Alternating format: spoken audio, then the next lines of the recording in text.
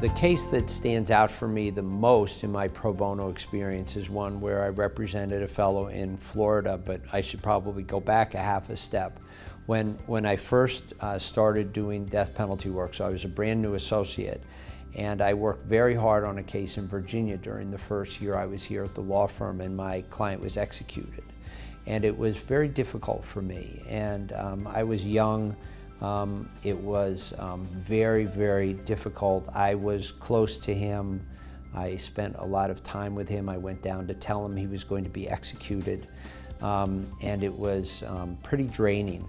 So after that, I actually stepped back for a few months, and the pro bono coordinator at the firm at the time came to me and said, "You have to get back on the horse." And she encouraged me to take on another case, essentially a second case. In other words, one way to think about death penalty work is it's easy to do one. Can you do multiple cases? Can you keep your hand in it over time? And she really encouraged me to do that. And I took on this second case for an inmate in Florida.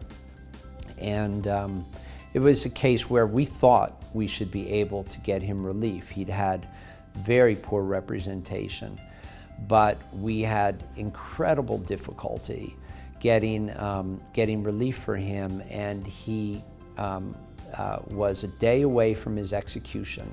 I was a mid-level associate and argued for the stay of his execution. We secured a stay of his execution from a federal district judge in Florida. Before that time, for a month probably, I was writing just about a brief a night in different courts that we had multiple proceedings going on. It was a lot of pressure, and but really notably for me, so there I was, a mid-level associate, and the partners on the matter said, "No, this is yours to argue."